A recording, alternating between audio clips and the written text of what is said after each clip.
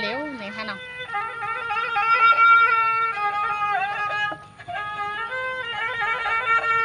สังวานนี่นะพี่น้าน้องตีฮักสู่ก็เร็วเปี่ยมหัวใจน้องมันสิไผเปียวหัวมาห่างหน้าพี่น้าเสียงนางหักใจก็เร็วหนึ่งก้อยอร่อยพี่ชายหนุ่มนวลสาวถึงเมืองไกล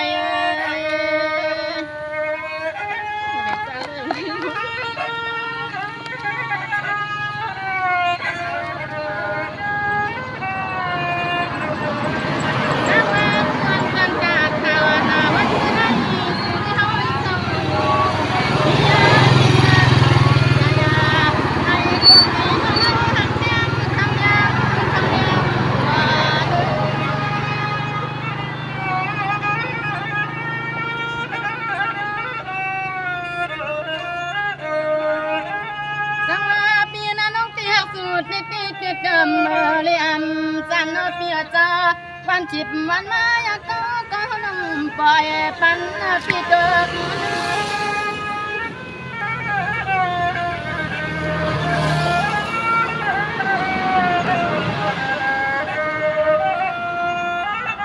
โอ้ยหักพี่ยิงน้องจื้อหน้าหักเบียมหักแห้งพี่เฮาก็เหลียวหนึ่งก้อยอร่อยพี่ใส่มาริยอสวัสดีนะนั่งงานหักกรรมนั่งงานนักดังไทยนัก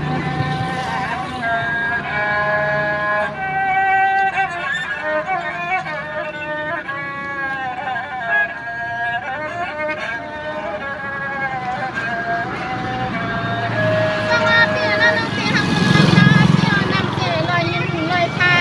น้าที่นั่งลิ้นห้างเมืองนั่งหักกันนั่งออกจากมันได้ก็ไปตามนี้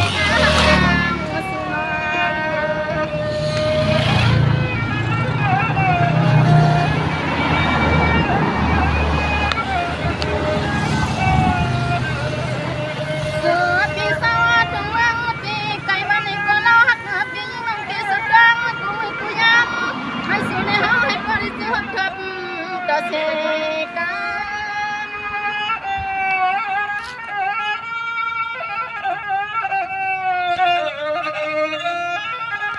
เว้พี่น้องยิงน้องตำเส้นใจเส้นคอฮักชอบพี่เฮาก็เหลียวหนึ่งก้อยอร่อยนุ่มๆอ่อนนาใจฮักก็ปิ่มบ่น้ำสวนถึงผู้ใจก็กวนลายก่อนเสียงน้องเพียงฮักใจพี่กำใจ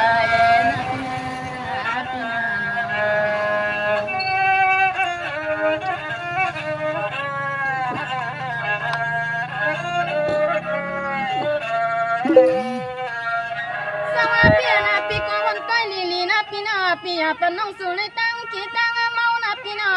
น้องตีหักมาสู่ใจน้องอยู่สีเคียงเมืองโซสีแค่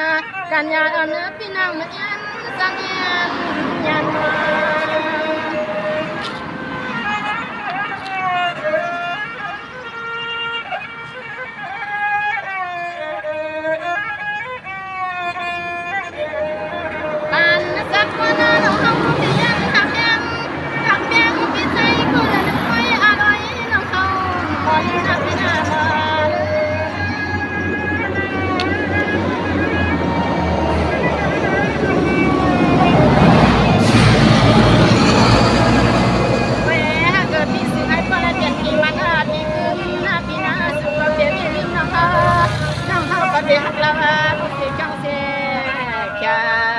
กันยาเนื้อพี่สุเลียวให้พระปกเก็บฟังหงกันนาสุปมีปิ่งใหญ่ตังหูตังหันมาพี่นา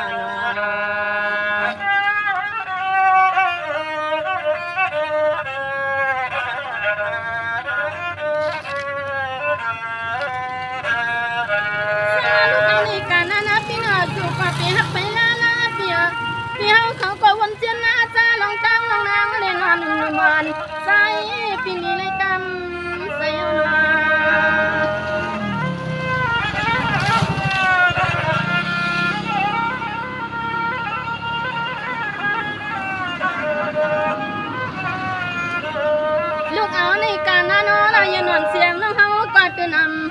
นหักดังพูดก่อนอะไร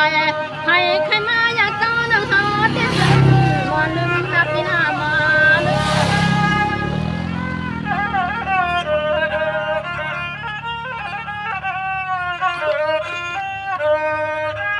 เว้ฮักเกิดปีซึ่งให้ป้อนให้เป็นปีมันปีกึมหน้าสุกเปียเวลืมน้องเฮาน้องเฮาร้องหักเล่าปีตายอยากสีกังเสียอย่าดูปีตายเปียวอย่าปีมีลืมกันนาลายนวลรถเกิดใจปีมีปิ่งใหญ่ดังหูดังฮานาติต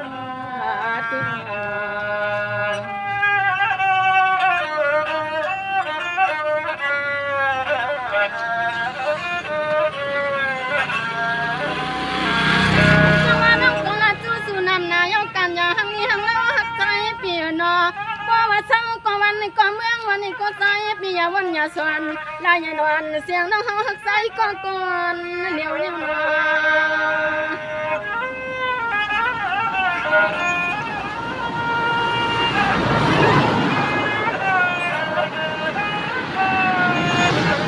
คำหังนี่หักปีสูในฮาเลยเศร้าก็ตีก็ตังก็วันก็เมืองก็วันนั้นหนึ่งตีเลยคืนหับทับดอมันงากับปีมานางา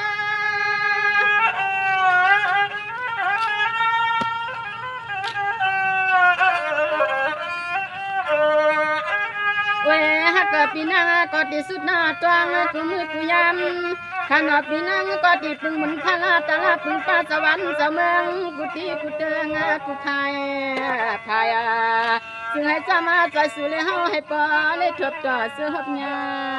กันนาซึ่งให้สู่เลยเฮาให้ปอเลยเสื้อหอบเจอหันนานอพี่น้องพี่น้องมีหนึ่งไว้ก็อย่างน้อยก็หักมีไก่จังหวัดดังกอดดังเอากำกันลอยลอยขนอเจ้าคู่สู่สิงตาขาตีย้อนพลอยลัดอุบต่อคำเจ้าเฮาทวมลีลีนอ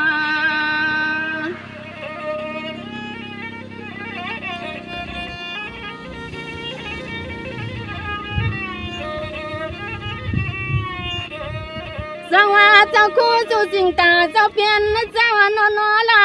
อย่านอนเสียงขานังขานอสุดตังเติงปันขานอกูวันหน้าปี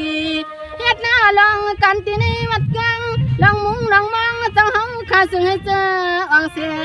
กันมันเปลี่ยนนอนอยู่เพียวมันนั่นแหละ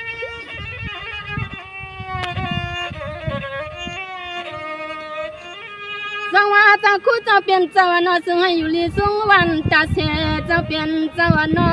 คำเจ้าเฮาก็ออกแน่ทุ่งเมืองเปิ้นว่าเจ้านอซึ่งให้ป้าในมนในเสือกูคำกูขึ้นเจ้านอลุ้นข้าสู่เติมปันเจ้าเฮาขึ้น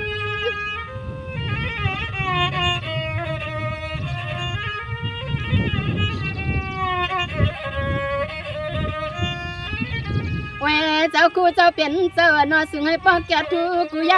ยำขานอเจ้านอนอตะกะขนางสุดดัง